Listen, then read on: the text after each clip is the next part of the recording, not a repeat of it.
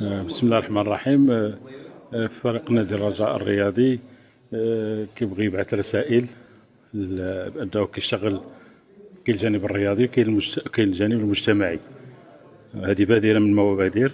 كاين واحد البرنامج سطرناه اللي غادي يكونوا فيه من بعد لقاءات بحال هادو مع ذوي الاحتياجات الخاصة.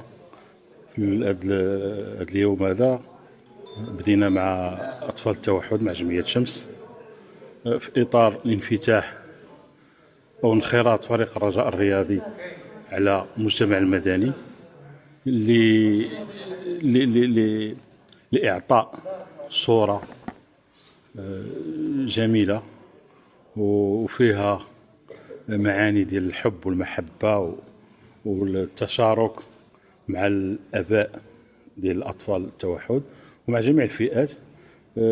كنتمنى من الله أن احنا نتوفقوا في هذا البرنامج، هذا اللي عنده أبعاد مجتمعية، اللي نادي الرجاء الرياضي إن شاء الله غادي يقول الكلمة ديالو كذلك. الجانب الرياضي التاريخ يشهد بذلك، والجانب المجتمعي انفتاح على المجال المجتمعي ان شاء الله. كاين واحد البرنامج مسطر بالتدقيق اللي غادي يكون ان شاء الله عنده اثار على الوليدات، اثار طيبه وايجابيه على الوليدات ذوي الاحتياجات الخاصه، واليوم خصوصا مع اطفال التوحد.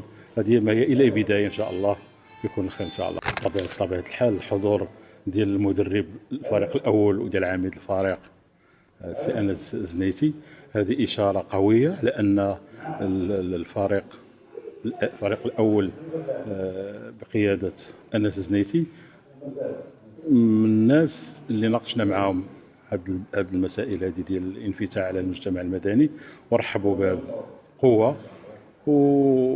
وكذلك المدرب الحضور ديالو اشاره قويه على انه جميع المكونات ديال فريق الرجاء الرياضي مستعده ومنخرطه في هذا المشروع هذا ديال ما هو مجتمعي.